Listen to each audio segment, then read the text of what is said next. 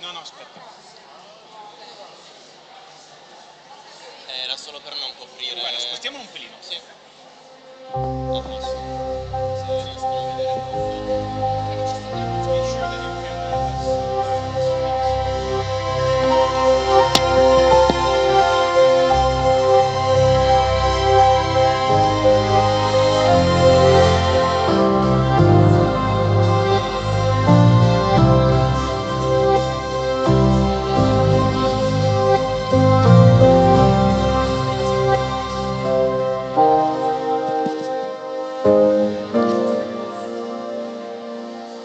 So I think it's time for introducing the third talk, but before we invite all the speakers and the chairman to join us here, I would inform everyone that at 6, so right after the end of this day, we have organized 2 guided tours to the Materia exhibition with our senior curator Federico Ugliano, and another one in the Gallery of the Kings and Temple of Elysia with the other second senior curator Federico Poole. So those who are interested in joining them for these tours can come, let's say, here at 6, and we can create the groups and then start, okay?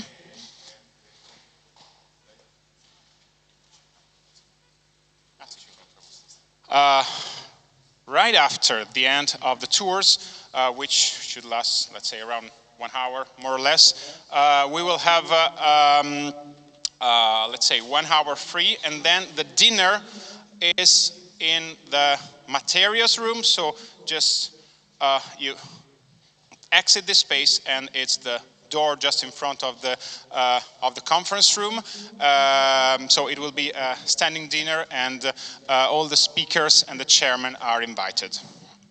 So I won't bring more time to all of you. I'm introducing the third talk, which is about collecting the past, ontology of the authentic and aesthetic of the fake, which is chaired by Federico Poole and Federico Ugliano. The floor is yours.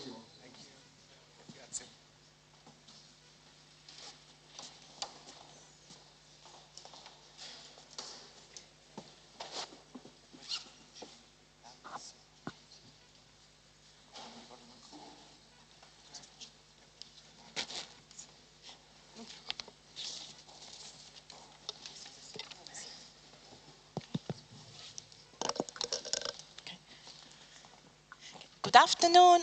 Can you all hear me? Yes, I think. Okay, great. Welcome back for this afternoon session, and the perfect topic after lunch, I think, a little bit of philosophy. So as Federico already told, I'm Federico Ugliano, and together with my colleague Federico Poole, we are going to chair this session that is dedicated to a very fascinating topic, we think. So a reflection about the ontology of the authentic and the aesthetic of the fake. So I just wanted to give you a glimpse, like, let's say, behind the scene, because this panel, in fact, started because of a very long discussion that Federico and I had about one of the highlights of our collection, that is the first burial context that the visitors come across when they enter the visitor path for the chronological path, and it's our, let's say, pre-dynastic mummy. I mean, the story of this pre-dynastic mummy is quite fascinating because we know that it came from the antiquity market. So going back to the archives and to the information that we could gather from the archive, we now know that the mummy that was registered in the manuscript inventory by Schiaparelli as mummy 293 was accompanied by several artifacts. But of course, we cannot be sure that these artifacts were part of the original assemblage. So we started, thinking about, especially for the re-exhibition of this mummy, should we include these artifacts together with the mummy, or maybe not? Because in fact, they are not part of the original assemblage, but somehow they are linked to the story of the collection of the museum. So we started looking also at other museums and what they were doing with this kind of situation. And so we decided, what was in fact a very practical, discussion ended up in a very philosophical one. So we started thinking about what is authenticity, what is forgery. Is this assemblage a fake or not? Is a pastiche? To what extent a formal and a scientific analysis can help us in defining what is authentic and what is not authentic? And for this reason, we ask our guests, so Maarten Fitzenreiter, Alice Stevenson, and Maarten Draven, to ask some questions. And the questions that we asked them was, what is authenticity? And how the concept of authenticity is a historical construct. How the history of fakes or historical fakes can be relevant for the discipline. And then thinking about also connoisseurship. What are the criteria that we use to spot fakes, and how reliable are they? And finally, how does or should a museum curator deal with fakes in a museum context? Do fakes have a didactical value? Thank you. The semantics is always important. Semantics can also be a straitjacket. There's probably a lot more nuances to these two models I'm going to present you, but I leave it to our distinguished speakers to go into that. So, actually, in Egyptology, we mostly deal with forgeries, that works that are in the style of, and not with actual counterfeit. Counterfeit would be like,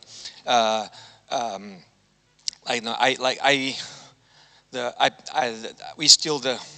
We meaning generic, the Venus of Botticelli, and then we paint a replica and we try to pass it off as the original. That's counterfeit, and I don't remember any instances of that in Egyptology. Forgery means I carve a sculpture of an Amarna princess in the style of, and we know about that story. And plagiarism is passing off somebody else's work as your own, something we know about too. And this is a model, that's a model I got from bibliography on the subject. This, I try to make it more articulate, because I find that a fake is not such for its intrinsic characteristics. It's an imitation, and a fake can be exactly identical. It's the way you use them, the purpose they're made for, one, and two, the way what you use them for, which are two distinct concepts too, that make it a fake. So if it's a copy that is of which you say it's a copy is innocent. A fake is made to, as we know, to deceive. So it's the lie that makes the fake. And a hoax is the same as a fake, except it's done to provoke a reaction. So eventually the fact that it is a fake will come out, like we have in the open storage. Amongst the 1,200 Shaptis that we have in the open storage, we have a plastic one. And we were very happy when visitors stumble upon it and recognize it and say, hey, but that, yeah, right? Okay, good eye, good sharp looking. Okay, and so it's also a way of undermining the absolute authority of the institution that guarantees that what you show is authentic. That's our authority, whether we are actually entitled to have such authority or not. Here, actually, things that's a very kind of a schematic model. Things, like I said, are probably more nuanced. Here are some very, very different cases. On the right, you have the quintessential fake. The hieroglyphs are all wrong. It looks more Mexican than Egyptian, but it's registered as a statua di mummia, statue of a mummy in our database. The other one that Federica picked for me, that's the palette. That palette was actually fish-shaped. It got broken. It was cut underneath in a very straight line to make it look as if it was always this way to add to its value. So is it fake? Well, no. Well, yes. Well, okay. And on the left it's controversial whether the statue on the left is actually fake. Or a mere recreation. The face was added on with the uraeus was added onto the statue of a private individual of the 26th dynasty, and you can see it here. The back of it is all authentic. It's got an interesting inscription and everything. A statue of Neshor. The authors of an learned article where they reconstruct the provenance of the history of the statue that was published in the Rivista del Museo Egizio. They argued that it's not a fake because nobody would fall for it. I mean, who would be duped? Okay, I know from my experience, I tend to think otherwise. I work with the police. They always ask me to authenticate objects that I think are so obviously fake, but they're not sure. I mean, which is understandable. I mean, and in the middle. Below is, yes, you all recognize it. It's a can opener. It was for many, many years, until not long ago, it was recorded in our database as coltello sacrificale, sacrificial knife, and it's actually a common type of bully beef can opener. It was first used during the American Civil War. It's actually an antique. It's not ancient, but it's an antique. It's 1855. Then it was adopted by the British Army, and since Schiaparelli bought it around 1901 in Egypt, you can imagine where it came from. And was he duped? Possibly. I think otherwise, why would it be listed in his manuscript inventory as a sacrificial knife? Which is maybe understandable because at the time he wasn't yet an archaeologist. He was a philologist who was beginning to buy antiquities in Egypt. Is that a fake? Ontologically, no. It was made as a can opener. But I think we could argue that it becomes a fake the moment you sell it to somebody and say it's an Egyptian sacrificial knife. So, and finally, this is another interesting case which addresses one of the questions that Federica read to you.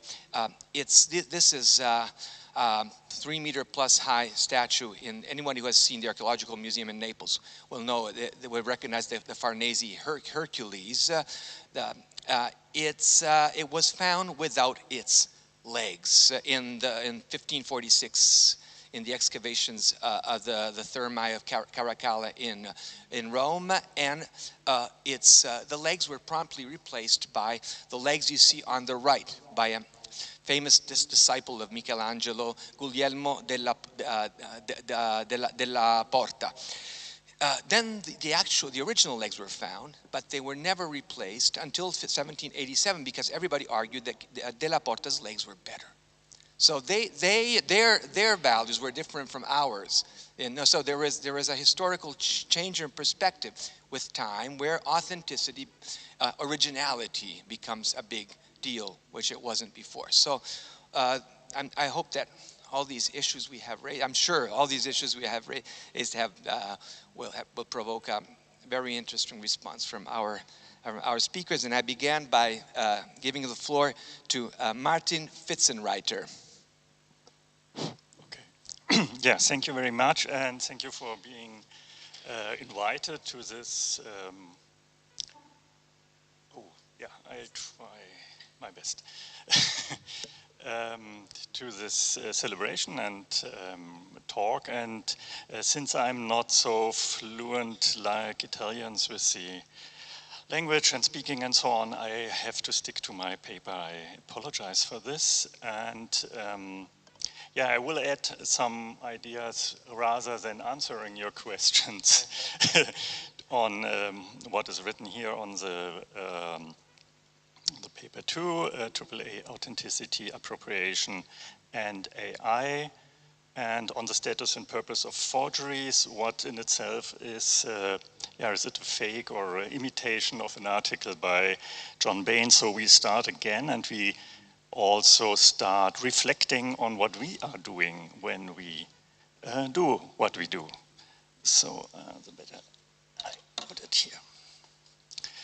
So in this hopefully short statement, I would like to collect some propositions about why forgeries are important for Egyptology, for archaeology in general, and for the future, perhaps, of mankind. The binary system of modernity knows only two options: fake or not fake, art or not art, authentic or not authentic, true or not true.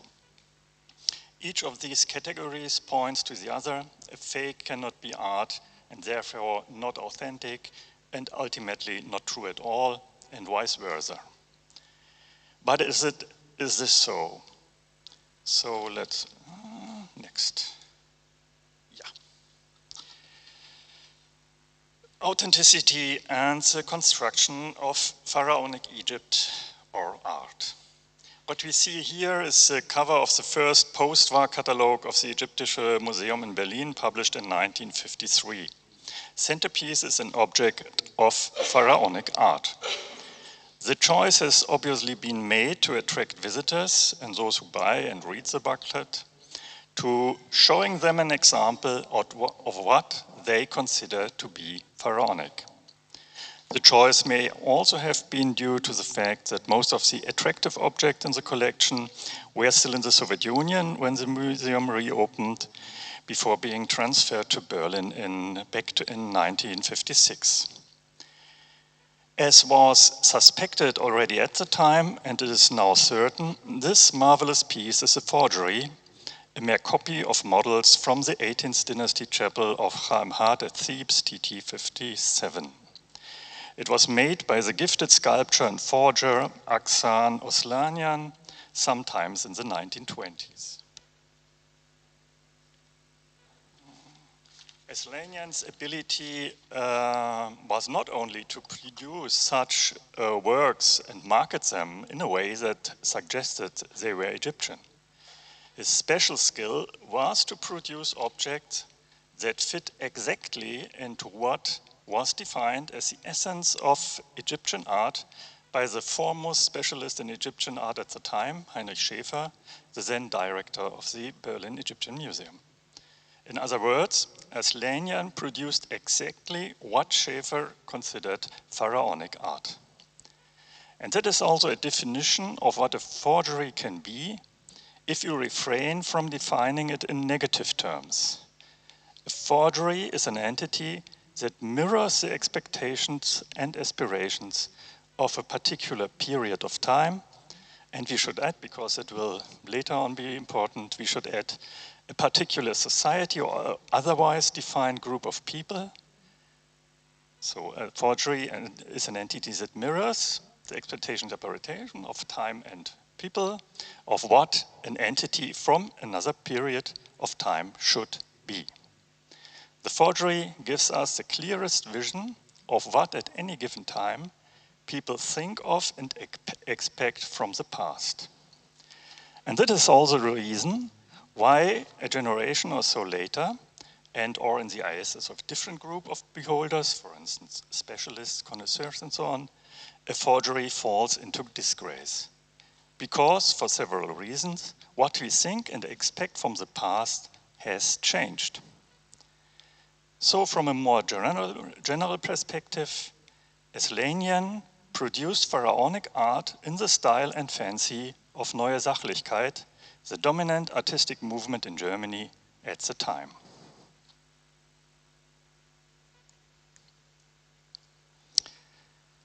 Authenticity, and then again, some subtitle that is not mine. Apart from their aesthetic value and the discussion about that, forgeries are a constant source of both excitement and annoyance. And this is not by change. As I said, time is crucial in the study of forgeries, but so is social embeddedness. There are dozens of cases where some forgeries have been fiercely defended, often, of course, for financial reasons. But not only. There is a deeper level of engagement with objects from the past that I would call appropriation. Contrary to some recent arguments, in my phrasing, appropriation is not a term with a negative connotation. Appropriation is at the heart of any engagement and entanglement with things past and with things contemporary as well, by the way. Appropriation makes us what we are. It is a way to become something. The past and its remnants are good examples of how appropriation works, since most of us claim some ancestry, some cultural belonging, and so on, without which we are lost and lonely. If one looks for the role that objects play in this context, the items of the so-called Mansour collection are a fine example. An example of how a collection of, to many eyes at least, obvious forgeries became the focus of a struggle for identity. The collection was part of the cargo taken by the family of the renowned antiquities dealer M.A. Mansour when they left Egypt after the 1952 revolution. This is not the time to go into the details of this object, which Mansour's descendants held in high esteem, an opinion not shared by most of the Egyptological community.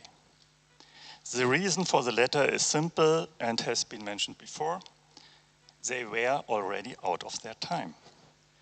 Reflecting the style and fancy of Art Deco in the 20s, they were out of fashion in the 50s.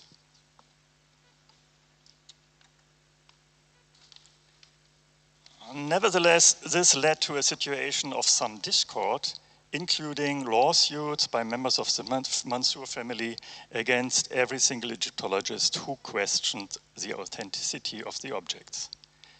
The family fought for the collection, and one might think they did it for the money. But I do not think so. They did it for the family. As a group of Coptic refugees and immigrants, they had to forge an identity that reconciled the legacy of their family's past in Egypt with their new situation in the United States. And in this case, heritage is not just a word, but a promise and a burden, as well as an asset, of course. The more the community of Egyptologists treated these pieces badly, the more the family defended them. For them, it was no longer about the object, but about people, identified and identifying themselves by appropriating this object as authentic. It's family. Let us take this as a parable. At the end, any appropriation of history is an absurd construct of hope and pride, truth and lies. From an outsider's point of view, more or less silly Netflix show about Cleopatra has recently been the subject of shitstorms from several sides. Each of them highly involved in more than a personal manner, and of course claiming to have the facts on their side. Again, the buzz was not about something that has to do with the past, but something that has to do with the present and with identity in the present. In other words, with family.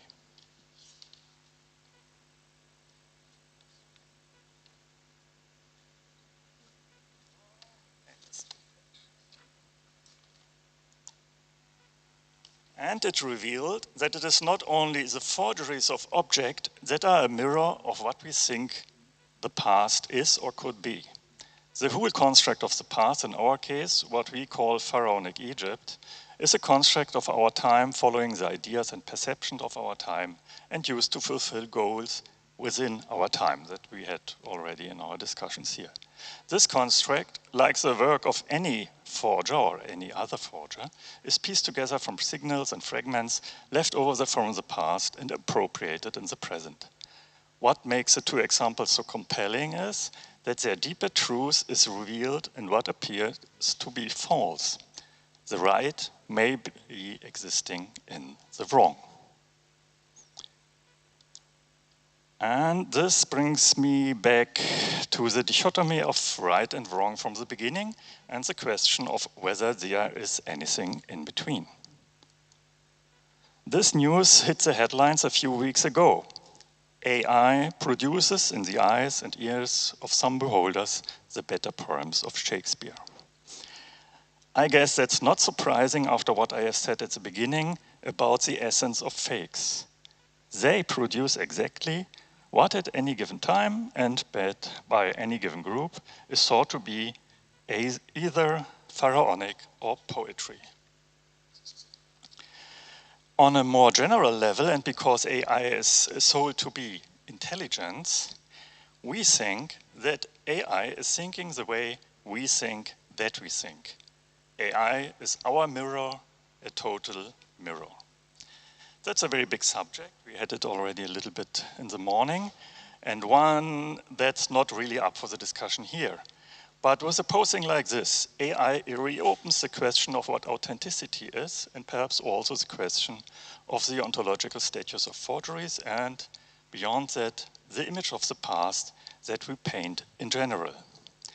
And the challenge is real. And this is not a question of Egyptological professionalism or connoisseurship. It's because of the economy, stupid. In the good old days, a forger or the dealer, who in many cases only made an innocent object a forgery by declaring its status as a being from the different world, so neither of both had the influence to convince us for too long with his suggestion that these objects would at last be alternative facts about the past. Today, AI is backed by such an economic power that its alternative reality is already being accepted quite successfully. Apart from thinking about humankind and its future in general, I consider it's an interesting situation, as it helps us to rethink also the status of these poor little forgeries of the olden days, what influence they had and what their purpose was, how they were contested, and how they reacted. And it demonstrates why studying the question of authenticity is important for our self-perception and for what the conditio humana within the framework of things is. In a way, an interested attitude to forgeries may help to develop an enlightened attitude to AI.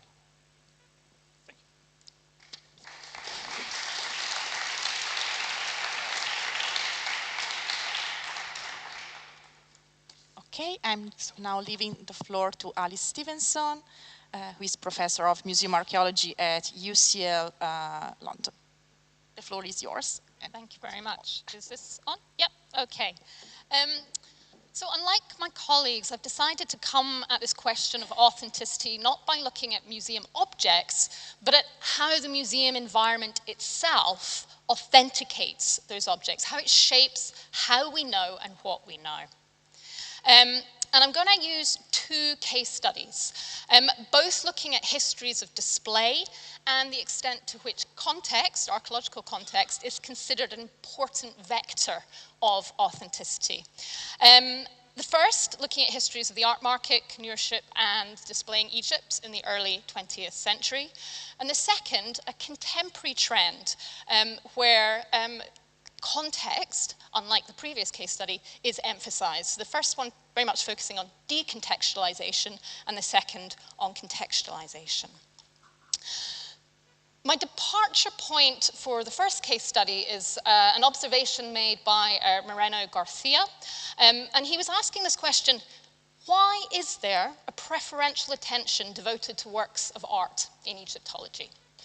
And in trying to answer this question about why it is beautiful objects and monuments that get have this weight in Egyptology, he appeals to the social and political worlds of the late 19th and early 20th century.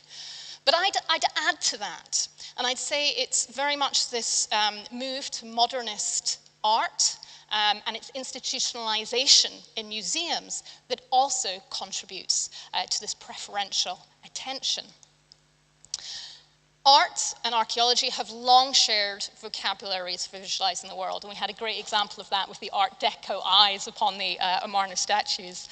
Stephanie Moser's done great work on this, and this is her work that she's looked at archaeological genre painting. And we've got Edwin Long here, and we can see that beautiful attention to objects based on study of real museum objects, but then elaborated in this lush, imagined Egypt. And Edwin Long and Alma Tadema were friends with Flinders Petrie and other Egyptologists. They were very well read in Egyptology.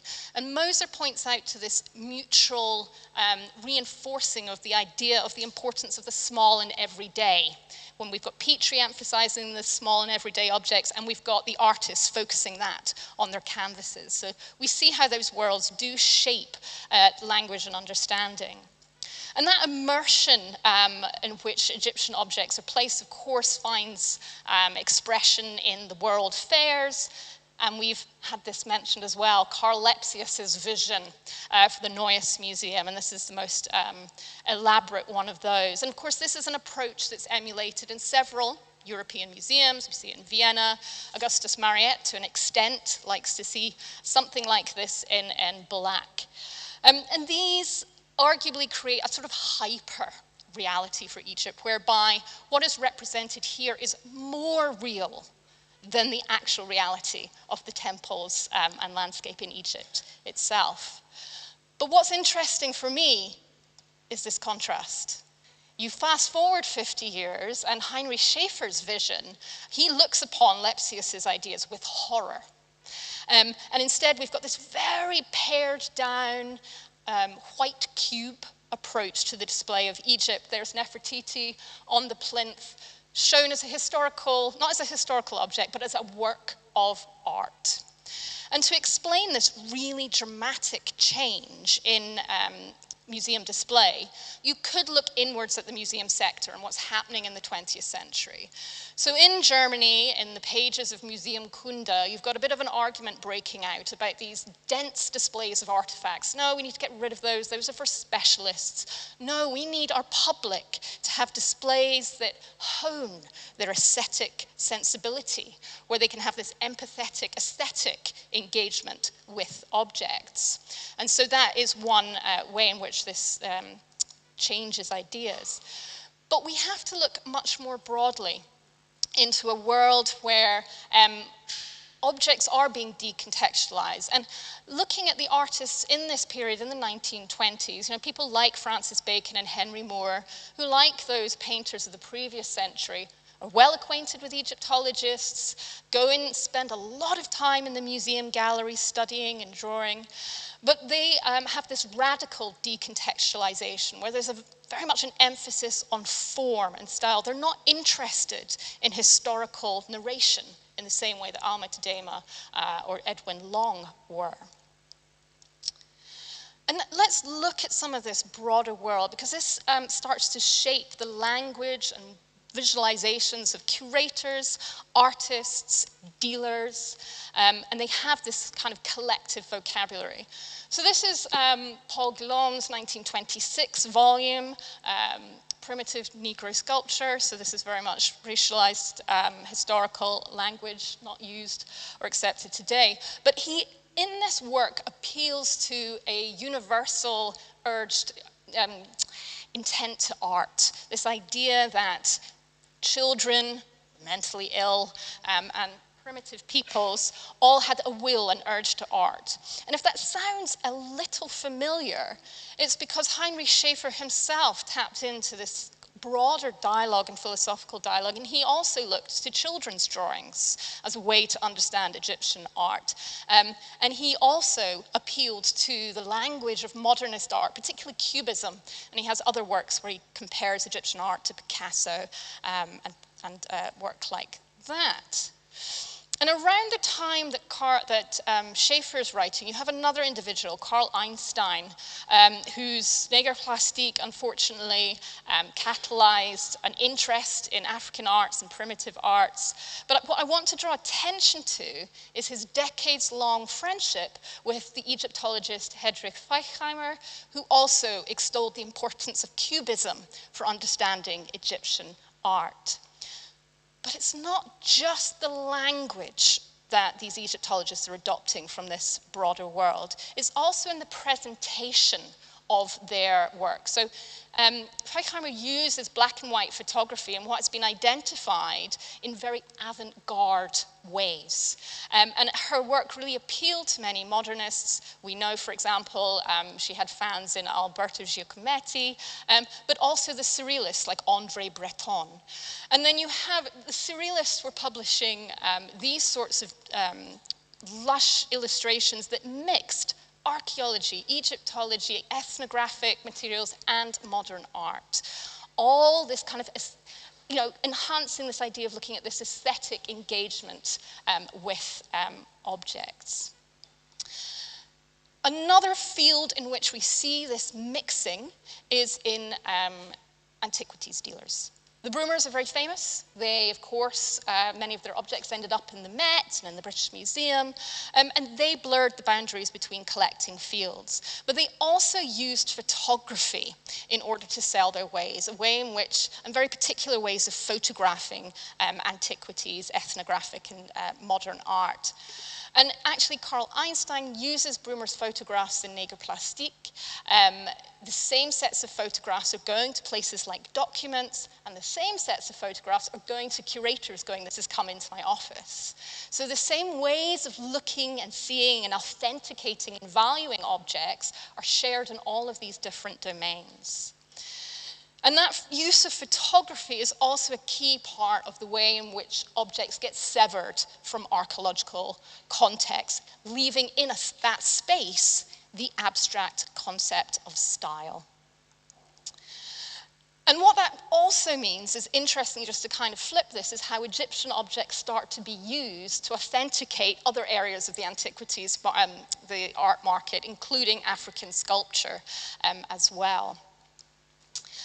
And so that collective vocabulary, one of the questions you posed was, how do past approaches, do they have any hangover? Do they affect today?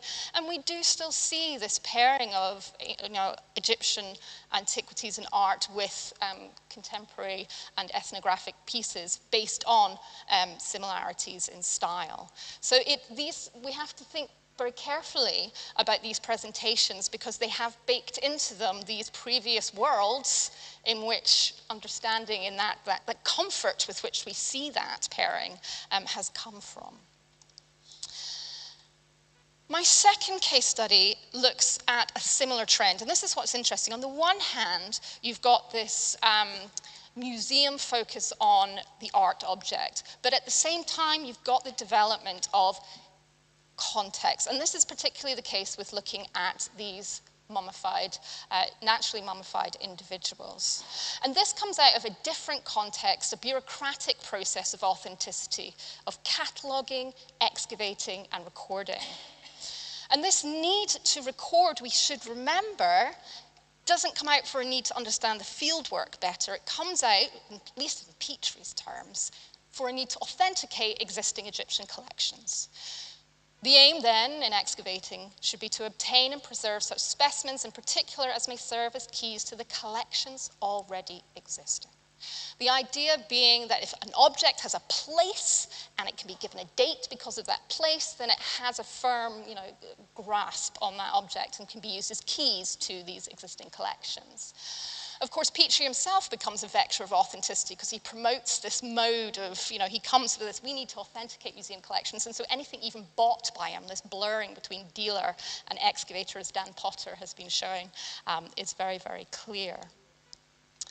But Petrie's work on that pre-dynastic, in particular when he really hones that need to excavate and record, and he spends a lot of time in the Nagata and Ballas publication of 1896 talking about recording and doing that accurately. And that, of course, leads to huge demand across museums in Europe and America to get pre-dynastic things to fill in that gap, which leads to a space for fakes and forgeries, which I would have loved to have gone into if I'd had time to look at those objects. But what I want to focus on is the burials, because this is, again, something that you prompted to kind of have a look at. So one of these, the first displays that I've been able to find is the British Museum when Walter Budge extracts this individual from Gebelane. And although he talks about pots and flints found with this individual, this is a fabricated context. The pots are not originally buried with this individual. But what's interesting to me is this date and timing and how museums start to then adopt this display trope. Because in the same year, Flinders Petrie brings back objects from Abydos to London and puts on a temporary display. And he gets an area of sand and he places a body into it and he arranges pots around it, just like here in the British Museum. It's the same year that Schiaparelli puts this individual on display. Again, is that an emulation? It's not until the 20s that we start to see this, particularly over in the US. So in this case, this is James Henry Breasted gets hold of Reisner, who's able to get him an individual.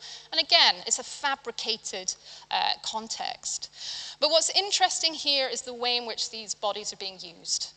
Budge says in the 1909 catalogue, this is about showing the development, the racial development of Egyptians, that these prehistoric individuals are mentally and intellectually inferior. That's actually the words he uses in the 1909 catalogue. And again here we see, this isn't Budge 1922, sorry, that should say Breasted. It's being used to visualize origins and development. It's not to give you an insight into authentic pre-dynastic practices, it's to add a node in the development of the sequence. But what's interesting is no other parts of the displays are treated in the same way, are given the same types of burial context. And I think it's largely because of this racialization and the way in which pre-dynastic Egypt is displayed and understood more with regards to anthropology, with the dioramas, particularly in America, that we have developed at that time. I'm thinking about Franz Boas and lots of other things I don't have time to talk about. Whereas the pharaonic material, that's much more allied with art history and decontextualization and having that immediate engagement with an object. It doesn't need that context, whereas this is not seen in the same frame. This is another individual in America treated horrifically. I'm not going to talk too much about this. I guess what bothers me is these are quite horrific in things to see in a museum, actually. And why would, in the early 20th century, people gaze upon these and what would they make of it? So again, I'm always thinking about that broader context of visual encounter and the cultures of encountering that. We have to remember that at this time, you've got the development of mannequins and department stores, you've got the development of waxwork museums. There's a repertoire of encountering figure-like individuals, the sort of the uncanny between the living and the dead. And I think in that matrix, that does have an effect on how we see these, because I often hear individuals saying, are they real? Because these are between life and death. There's something about their displacement. They are here and now and tangible, yet they are from a remote past. They are not buried where they were once buried. And there's this tensions of location and time and space. So I think there's broader context in which we can understand that. Other examples in the Royal Ontario Museum in Munich, they've taken the body out of display for good reason. Just to point out here, the repetition of this need to have a pre-dynastic burial in the gallery, and the way in which museums normalize and create expectations and authenticate display tropes. Of course we should have one of those because they've got one of them over there and that's the right thing to do to tell this story. But we're always focusing our gaze on the exposed corpse. Again, to what extent is that really an insight into ancient practices? There are a variety of containment strategies. The bodies were not necessarily there to be seen and exposed, as again, Christina Riggs has already talked about at great length. So just to kind of sum up, to what extent are we as archaeologists ever able to have an authentic representation of the past? We're always going to be mediated to a greater or lesser extent by our presence. And that doesn't mean we can't strive for better interpretation and representation, but we have to understand the context. We have to understand that the lens through which we're making those interpretations. And that might be that, it's come through the, emphasizing the aesthetics or creating a context, but it's always historically contingent. And there is nothing radical in saying that. David Lowenthal said it 30 years ago, the flux of authenticity that is historically contingent, subject to change. But that doesn't mean that authenticity can just be wrapped around any object, regardless of history or materiality. And I think we need to be asking questions about why is it that particular things, objects, peoples are focus for these questions of what is not or is authentic. So thank you for the prompts. Thank you to the hosts for your very warm and generous welcome. And I look forward, I hope we do have time for some discussion. Thank you.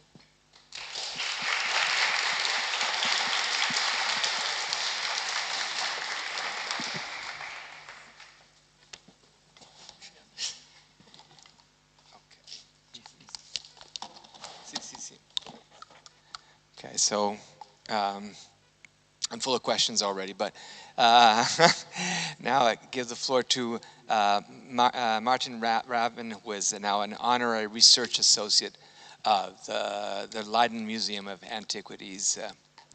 The floor is yours, Maarten.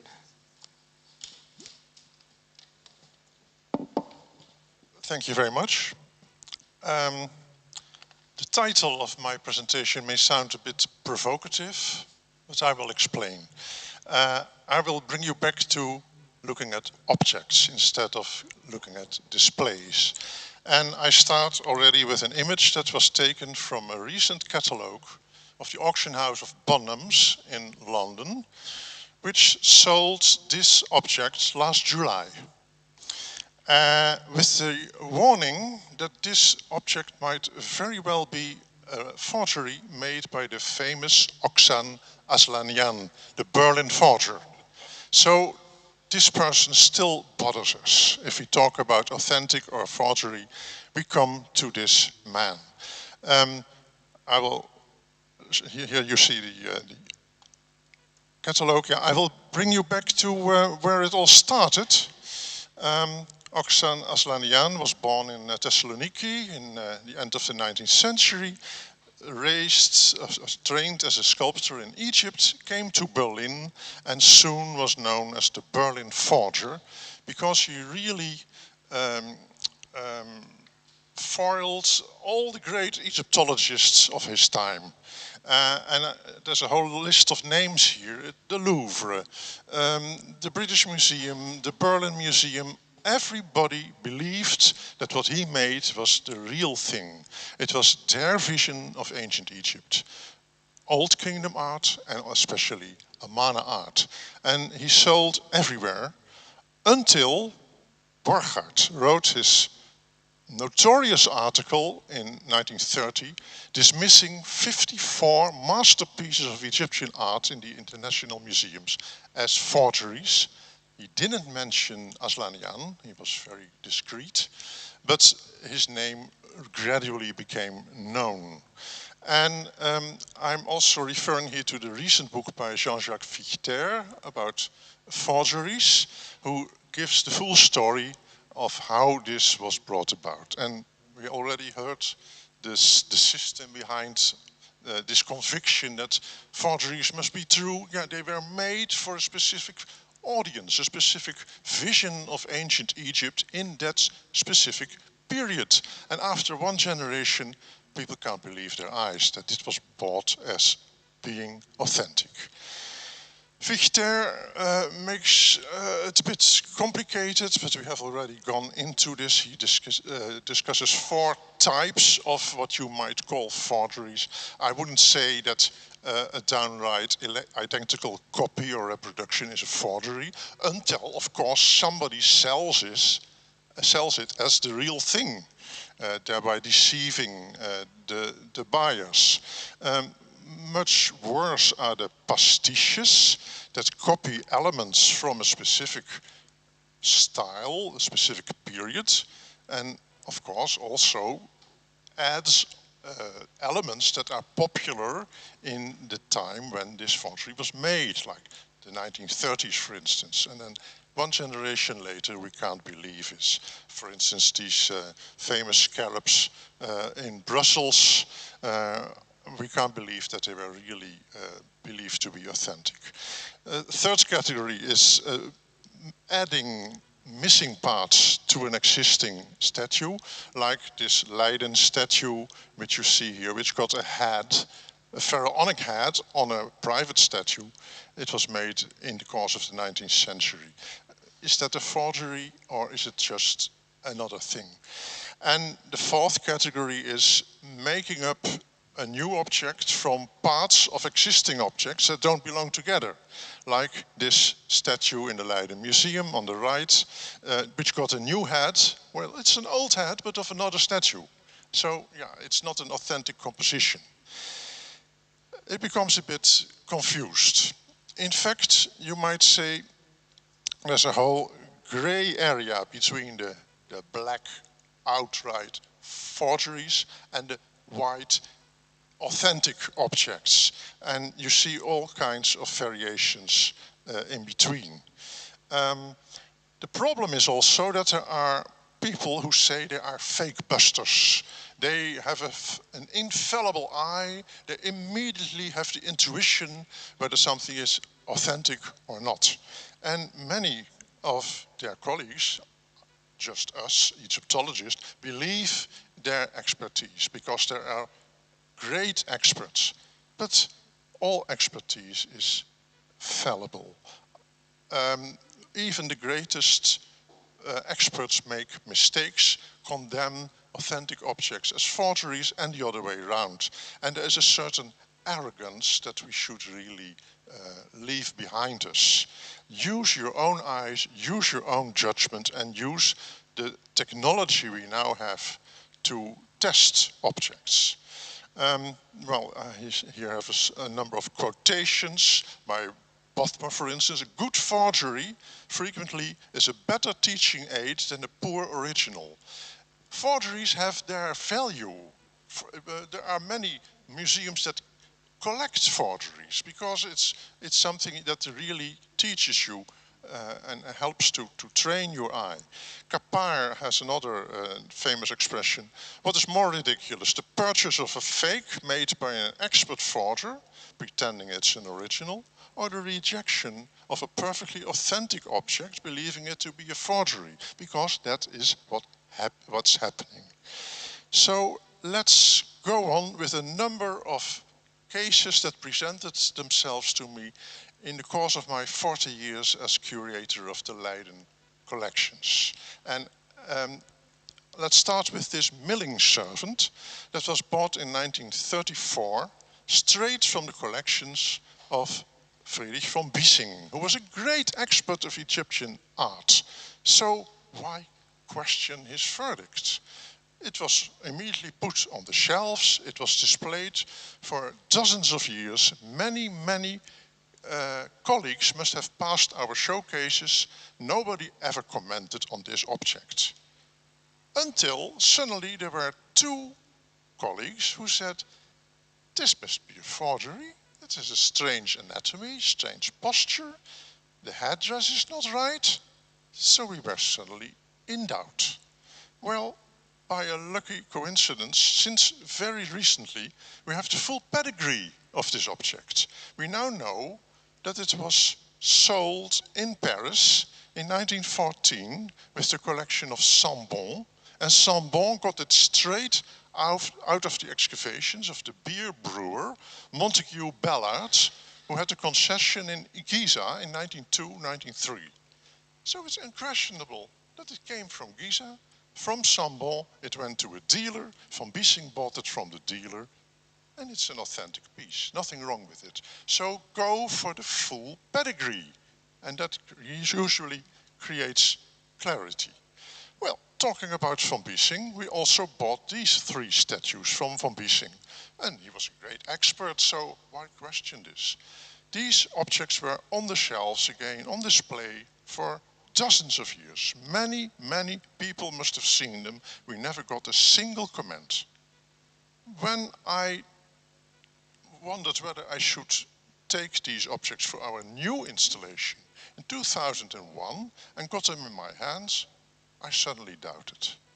Look at the awkward proportions, the very bright colors, but there are also certain details. Look at this. Look at the headdress, which is not a usual Old Kingdom male wig. Look at the heavily rimmed eyes, and look especially at the very, very awkward hands, especially of the right-hand figure. The hand is turned with the fingers in front, the folded fingers in front. There are no such hands in Egyptian art. And suddenly I realized that even the great expert Van Biesing was not infallible. He had these forgeries in his collection all those years. Another object, bought by us in 1988, and we were very happy with it. It's the only complete Shapti of King Nekau II. There are 3 torsos of his Shaptis in various collections.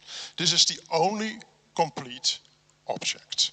Well, we wanted to be clear, we had it tested, and yes, it was ancient Egyptian faience, all right, no problem. But then this Shapti was refused for an exhibition in 2015 on the grounds that it was too light, can't be faience, and also the pale color can't be faience, must be a forgery, probably it's a gypsum cast. But where's the original then? This is the only complete Shapti. Well, in 2018 it was one of the pieces in an exhibition on forgeries in Herne and in Hildesheim. And yet, 5 years later, we had it tested again in Leiden, in a laboratory for testing gems with all kinds of very new technology. And we now know for sure this is ancient Egyptian faience. The main ingredient is quartz sand, as it should be. And the pale color and the light weight were probably caused by its long stay in subsoil water, which washed out part of the minerals. There's no doubt about this. So, yet another way out of your dilemma, if it's real or forgery, go for the newest technologies and have it tested. Don't let you be deceived by the unusual aspect of objects. I think that all people who buy objects for their museum should have a training in the field. Go to an excavation and see what comes out of the desert sand. Sometimes you can't believe your eyes. In 1985, we found a mass burial in the New Kingdom necropolis of Saqqara, coffins stacked right on top of each other. Some very, very strange ones, like this one. Came out of the sand under my very eyes. Otherwise, we would never have bought it at the dealers, because it's an obvious fake, isn't it? The anatomy is so awkward, it can't be Egyptian. And look at the inscription, it's not legible. It's fake hieroglyphs. Yet we now know for sure this object was made about 3,000 years ago. We have the expertise of John Taylor, who had a very careful look at these strange coffins and assured us, yes, it's third intermediate period. And nobody knows, or knew, that in Memphis at the time it was an age of poverty, and they were almost analphabetic. They couldn't write. Incredible. Another object. This is an obvious forged assemblage, which was found by me on the shelves of the reserves in the Leiden Museum in 1983. Somebody had put it on the back shelf because let's forget about this stupid thing. It's an assemblage of the base of a Ptahsuka Rosarius figure And some modern wood, they made up a box and gave it a lid, which is the side panel of a canopic box. Inside, some rolls of linen and some strange cartonnage had obvious forgery.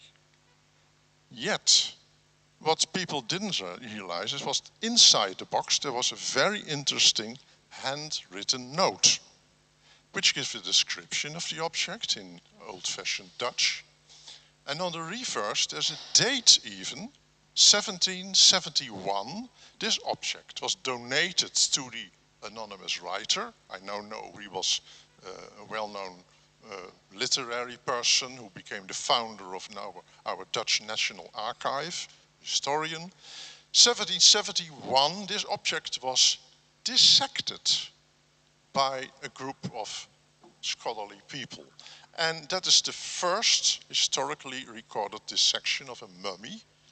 People believed it was a mummy in the Netherlands. Only 8 years after the absolute first instance of an autopsy by Dr. Hadley in London, 1763. This is an historical assemblage, a historical forgery. Maybe it's more interesting than if it had been a real piece for this reason. And since then we have found several of these fake miniature mummies, probably the memento for a stillborn infant, as they thought at the time. You find them in about 10 collections everywhere in Europe and even also in Washington. And probably made in Italy, 18th century, because in Europe people didn't know anything about Egyptian antiquities and readily bought this. Very interesting, even though it's a forgery. Don't throw it away. Also, don't let us be deceived by the improbable provenance of an object. This object was seen by a dealer who regularly came to our museum to sell precious Egyptian objects. It was seen by him on a street market of curiosities on the streets of The Hague. And he couldn't believe his eyes and went to the seller and said, "Is this authentic?" Yes, yes, it's real Empire, 18th century. He thought it was a retro style object, Egyptomania if you want, but he bought it instantly because he could see it was an authentic, priceless Egyptian bronze, a head of Harpocrates, made in 2 parts that fitted together.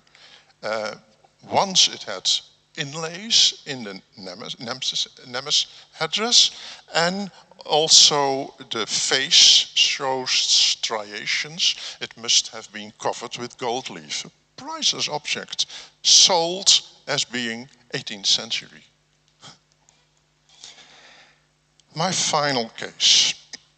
My former teacher, Jacques Jansen, went to Valletta in Malta in 1983 with his wife, Rosalind Jansen Hall, who had a career behind her in the Petrie Museum. You would think, well, Jansen's husband was a philologist, but his wife had a long museum career behind her. They went to Valletta and they inspected the few Egyptian objects in the National Museum of Archaeology of Malta. And they picked out 6 objects that they thought were worth their visit. A Seti I Shapti, some other well-known Shaptis, including one of Queen Hentawi, and 2 late period objects, also inscribed objects. It's a very philological interest, of course, they had in the collection. Well, they published them in Chronique d'Egypte very well, but they made the stupid mistake to say, and all the rest of the collection are blatant forgeries of 19th century make. Why did they say so? I mean, they behave with the arrogance of experts. Experts, you have to believe they have the good eye. We can't question them because they don't give their reasons. So they behave like prophets, but they are false prophets. These false prophets have created a situation that for 40 years nobody else no Egyptologist went to Malta because there was nothing to be seen there. In 2019, I was invited by Heritage Malta to go to their islands and to inspect the collection. And I worked together there for 2 weeks in 2019 and 2021 with their curator, Shan Sultana. And as you can see, we inspected the collection from all sides. And I found out very soon that, yes, indeed, there are 181 objects, but 150 of them are authentic. Don't believe these experts. Go there for yourself, use your own eye and your common sense. We know that the majority of these objects in Malta came from the collections of Lord Grenfell, one of the excavators of Kubbat al-Hawa. He had a very good collection. He took most of his collection with him to London when he left the islands. In 1970, they were auctioned by Sotheby's. And he left some of them behind, donated them to the National Museum that he had helped to found. So why would they be fakes? He was an expert in his own field. There are indeed 30 forgeries, including a very strange faience Shapti, and a lot of these grey clay Shaptis and Osiris figures. Recently they were published by Potter in the JEA, and he has very good arguments that they were 19th century fakes, sold to the tourists. Many collections have them, especially in Britain. But apart from these 30 forgeries, there are some very interesting objects in Malta, including a complete mummy and coffin in very bad shape. And the Leiden Museum will help our Maltese colleagues to save this precious object, and we hope it can be scanned in the near future. Then there are 46 Shaptis, perfectly authentic. You could identify most of the owners, and they can be connected with all kinds of other Shaptis in other collections worldwide. Then there are some very attractive bronzes, terracottas, amulets, etc., and some objects of real interest. And I can't believe that my former teacher dismissed this as a blatant 19th century forgery. There's a very nice paddle doll, there is a very exceptional magic wand of rare type, etc., etc. Obviously, this collection deserves to be visited and to be published, and that's exactly what I want to do. And I think that in 2026, the catalogue of the Valletta collection, however small it may be, will be published. Thank you for your attention.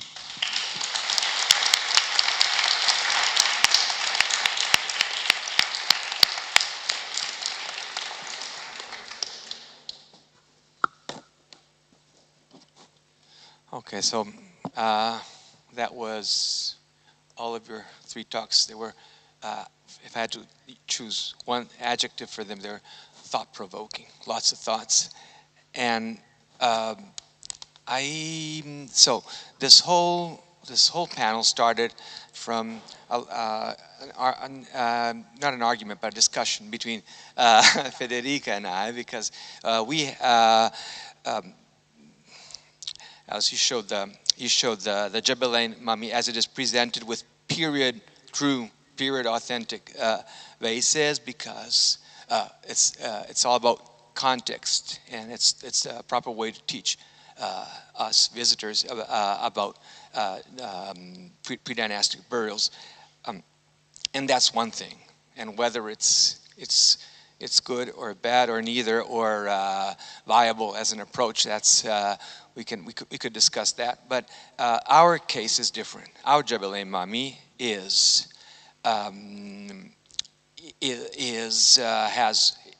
accompanied by objects that by baskets and sandals, and I think a throwing stick that is no longer displayed with it. Throwing stick was never a. No, it was part of the other burials. But really, so she should be asking. I told her you asked the question, but okay, she gave to asking. So it's not a throwing stick, but there's various objects the arrows, etc. And all this was authenticated by the seller who sold it to Schiaparelli in 1901 as a burial assemblage. But this is a different deal because the objects are from very different periods. So it's, as such, Federica, who is also an archive, besides being an archaeologist, is also an archive person. It's very interesting to her that it's an authentic 120-year-old display that has its history, that was purchased as an assemblage, and that is in itself interesting. And my concern is I'm not as sophisticated. Whenever I have to guide people through the museum, and I start from there, and I always have to start by saying, okay, this is not real.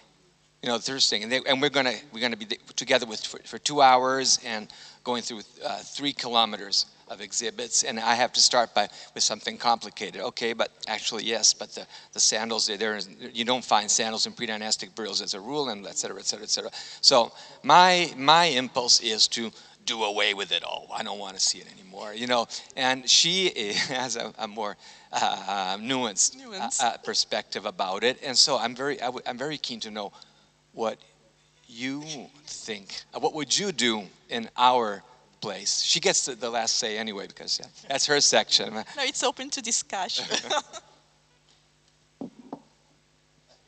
Okay, then I I made my opinion. So I can't give you a absolution for either of the solutions you propose, but what I think is interesting that as far as I would say, in a museum collection like the Leiden one or even smaller ones, we have, when we make a display, mostly 3 different fields to cover, or a material for 3 fields. One is that we, of course, or normally what I would call the master narrative of pharaonic Egypt is presented. So daily life history, religion, funerary culture, and so on. And of course, this always is a pasticcio, and it is following also then the demand of a certain time when it was very fashionable to have these ginger mummies in front as a first, so to say. Then they did it. And I think we're not in this time anymore. But the problem of what I experience also very often is that, are they real? Are these dead bodies? And that is a question mostly asked by children, and children do not pose silly questions. So it's a question to be answered in an Egyptian museum, I think. So much for this master narrative. The second one is each collection has its pros and contrasts, has its strengths and its gaps. So you may present what you have, and you may present it more or less then in a kind, you have it also here in these material galleries and so on, yes, just showing that comes from this and that excavation from the market and so on, and you can distinguish the objects. And this is a very positivistic way to demonstrate, not very helpful for the public, I'm afraid, but of course very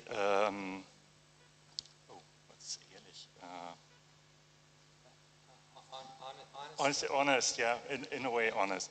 And the third one is, of course, that you concentrate of these contexts that way, or to take every context as an original context. So even in antiquity, putting these things in this tomb or in this grave was not the first context of the object. So this is an assemblage, and when it was made an assemblage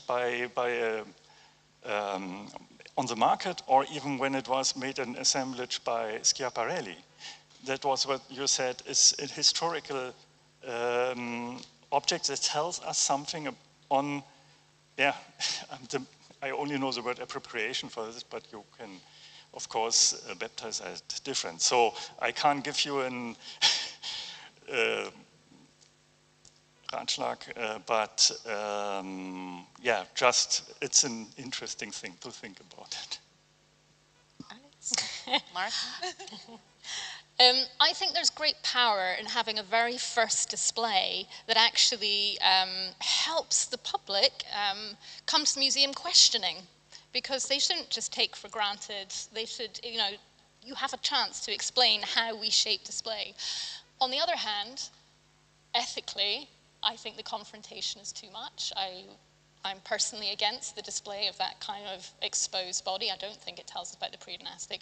But I think there's a way to represent that that display has existed. Again, we don't wipe away the past, but we will reframe it, learn from it, and use it as an object lesson, potentially. If your display was really made by Schiaparelli himself, I would never dismantle it, because it's of historical interest. It documents a phase of Egyptology, as it were. On the other hand, in Leiden we also made a number of assemblages to cater for the wishes of the audience as we saw it. And I think the audience liked it. We also made our pre-dynastic burial. Leiden Museum has excavated in Abu Rouash, and we have full documentation of hundreds of burials there. The problem was we didn't have a skeleton. So, well, we had skeletons from the Netherlands. So what I did, and I felt very guilty about it, I put the skeleton of a nun from a monastery near Leiden, medieval, in the middle of prehistorical pottery from Egypt, or early historical. And, well, I had my mixed feelings about that. But of course, in the text with that showcase, we confessed everything, and for the visitors who wanted to know everything, the information was there. Nowadays, I think we don't do that kind of thing anymore, and it has also to do with the new wokeism about human remains. I think that this has become very unpopular, but it was popular at the time. I think there are questions for, yeah, we would like to ask also our public, I mean, their thoughts, not only to help Federica and me to, you know, with our discussion, but I don't know if there is a mic also somewhere, otherwise. Thank you so much. Thank you so much for that really interesting panel. I'm not referring to that burial, but as all the three participants were referring to Berlin in a way, the forgery of Aslanian, and you showed some pictures of the Berlin Museum, and as acting director in duty, I just want to comment some of these things. You showed the display of former director Lepsius, and then you showed the Amana new style thing done by Schäfer. And because it is now really 100 years ago, I can really assure it is not, this white cube thing was of course because they wanted to be, updated, very, authentic for that age, now in the 20s, but it has nothing to do with,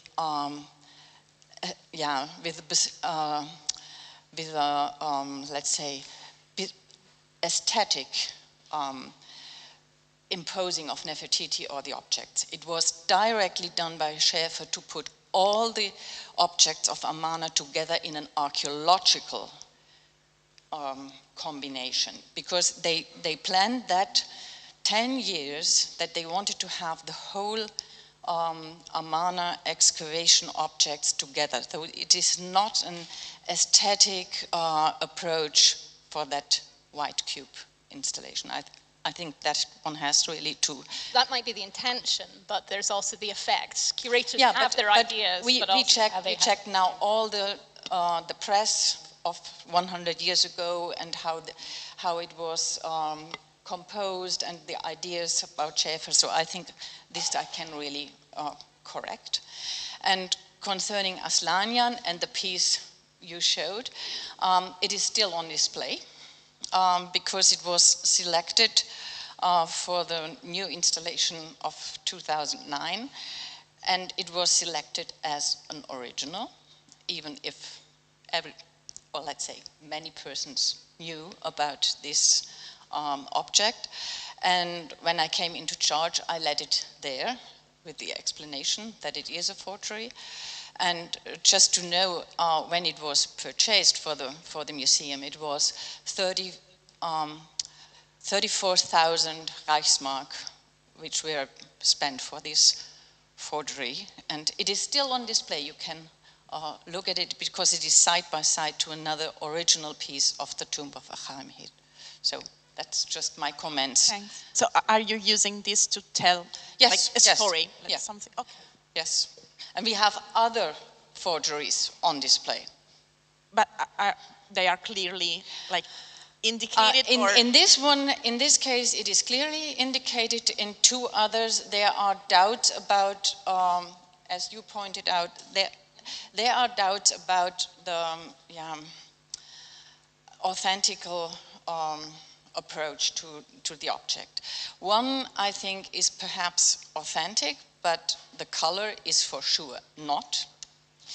And the other one is doubtful, but we cannot say. Okay. Thank you. Are there other questions? Yes, Neil, thanks. Sorry, I just wanted to throw another 2 or 3 categories into the mix. While you're thinking about this, I won't be able to solve your display challenge. Jewelry. So it's really interesting. A former colleague described a very senior curator spending a number of years at her desk assembling pieces of Egyptian jewelry, and those are illustrated in one of the textbooks about Egyptian jewelry. And it's really interesting that, I mean, I'm sure most of the individual objects were ancient, but the assemblage of them wasn't. But interestingly, when you look at the museum database, there's no hint of that. It's described as a string of, cornflower beads or whatever it might be. So I think we need to be mindful of that, and those heavily populate museum galleries about Egypt everywhere. The second thing is that while I was at the British Museum, we were doing scanning of mummified human remains and visualization and discovering, as others have, amulets within the wrappings. Those amulets are presumably never going to be seen except virtually, but they have database records. So it's another category of object we need to think about. And then the third thing I was thinking about as you were all talking was, so you've been talking about these pre-dynastic graves and the kind of the reconstruction or the evocation of them. But there's also lots of other reconstructions that are used in museum settings. I was just up in the writing gallery, for instance, saw the visualization of Deir el-Medina. We've all seen kind of interiors of palaces or temples or houses. And then now increasingly with AI, you can ask for reconstructions to be created, and it's amazing how much bias and, colonial era baggage comes with that, and Orientalism and so on. It's very difficult to step away from.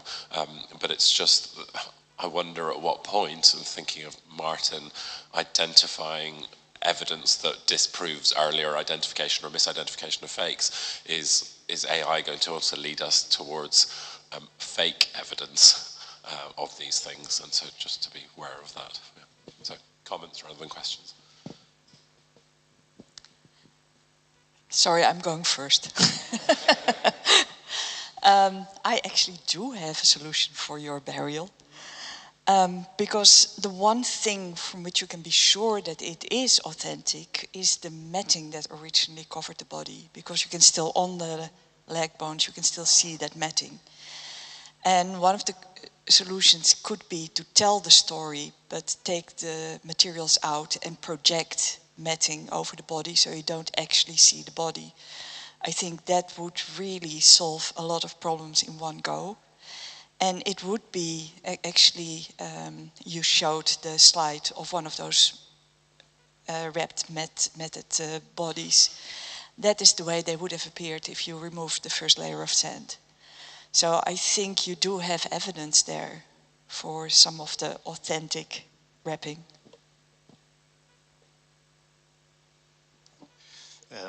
I just add, the problem is ongoing. So at the most recent museums in Egypt now, we have in the NEMEC, the National Egyptian Museum of Civilization, we have the pre-dynastic skeleton of Nezlet Khater. And there we have just presented it on some sand, but then have put on top of it plexiglass kind of wall with the pre-dynastic tools. So again, these tools were not found near this skeleton, but it is used as a kind of context. So it is a kind of development of the same idea. They are both in the same showcase. For a layman, he does not understand if this was from the same context or not, but he understands that this is something from the same general time.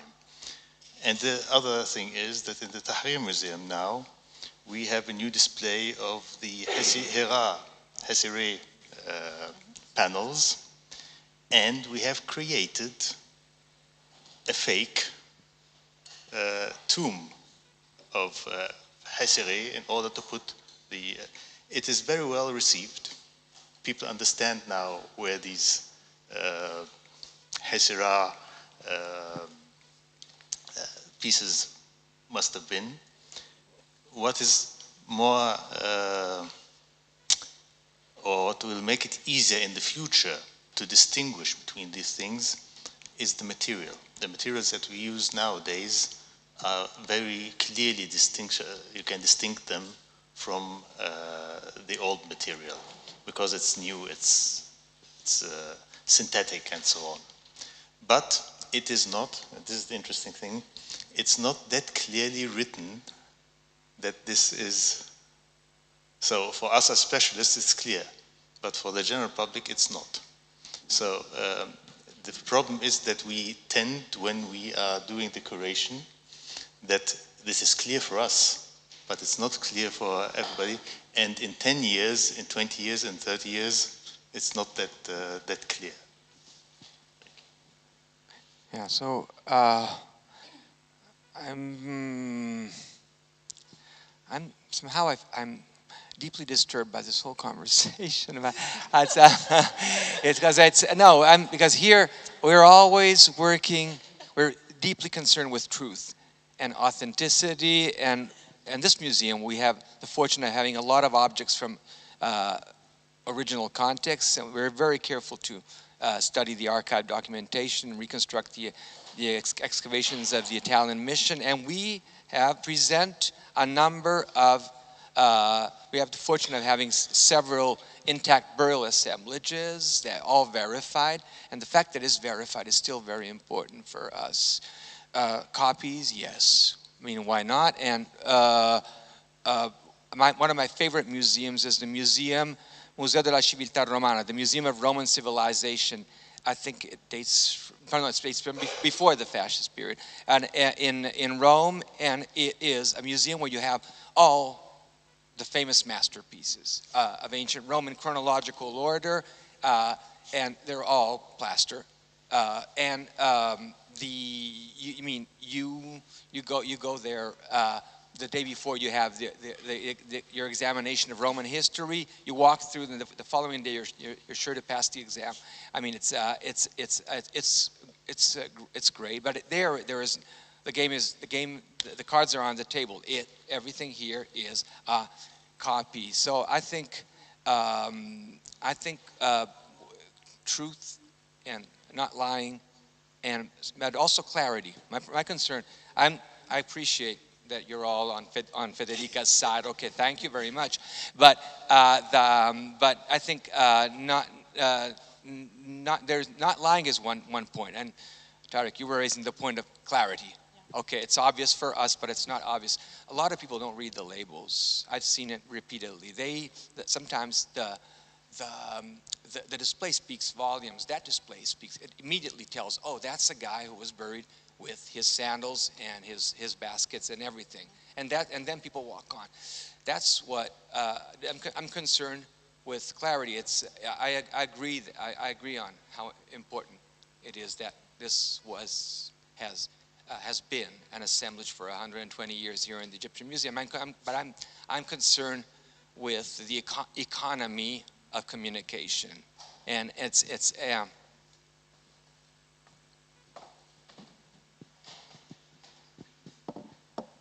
Just a quick consideration on that, on the economy of communication, or maybe how we should rethink the way we publish catalog, for instance, of our displays and exhibitions. Just referring to what you just said, Federica, concerning what Alice presented and the work that you're doing on display. We all know that when you try to work on display of the past, the information we have is very little. And believe it or not, we are keeping doing this. So we actually discharge the work that we do as museum professionals in describing the display, because we published catalog like 200 years ago, a list of objects where we describe the work of art, when we have chapters describing the historical period, the art historical period, but we never talk about why in that exhibition we make some display choices. Why so for instance, I was thinking in this day, I think we should write why we have decided to do what we've decided to do with the Gallery of Kings, and then it can be criticized or not, whatever, but you put it down in writing, because we give it for granted. Actually, it's the way we present to our public, but we don't find it scholarly enough to devote a chapter or something on that. And whoever of us then tried to reconstruct the history of museum and museology with a museum got stuck, because you're lucky enough to have some pictures, and you can interpret pictures, but you never know the curatorial thought behind it. And I think this is something. Now we have new technologies. Of course, there is a problem with that, because if you want the catalog to be published the day that you open an exhibition, we all know that, especially in this museum, that it wouldn't be possible to publish it, because the night before we are still working very hard to finish up the exhibition. But we should find a way, either online or whatever, the display itself becomes a part of reflection. I think is important for museum studies, also for coming generation that might wonder why we have made some choices, otherwise we would not find any answer. Just to ask a question, I'm sorry I didn't catch exactly the topic of the fakes about these pre-dynastic tombs. Where is the fake? I don't understand. In fact, we are not sure. Can we define it as a fake? That's the ontological question, because... Before we go to ontology, could we stick... we stick to we are sure that the body is dated to the pre-dynastic period, but for example, the sandals and the baskets are not. So when Schiaparelli bought it, he was not aware, maybe, of that at the time. He was not aware of that at the time, because also pre-dynastic was something really new in 1901. So he bought the assemblage thinking that everything was like belonging together, but that's not the case. So if we are asked to display it, what should we do? In terms also of the biography of the objects, but also taking into consideration ethical issues and... Okay, before we go to ethical, please. For me, it is a very good example of an adapted mediation. You have objects in your museum, you bought them with an idea behind your mind, and so. You have a purpose to explain things to your visitors, and because, another question, sorry. Ginger, because he has a nickname in the British Museum, that shows how popular he is among the visitors. Is this a model for the other predynastic tubes to come, or that's what I'd love to know. That's a research question I started thinking about a couple of months ago. I don't have an answer. I'm just trying to trace it. But people don't record those display history decisions, so it's trying to piece it together. Because then it would be a good example of a shared tentative of mediation to explain the origins, again, the origins of humanity through the tombs of individuals in Nile Valley anyway. So the discussion is still open. Yes, please. And I mean, I think that we run out of time and we much deserve coffee. So thank you all for being with us. Our session. Thanks.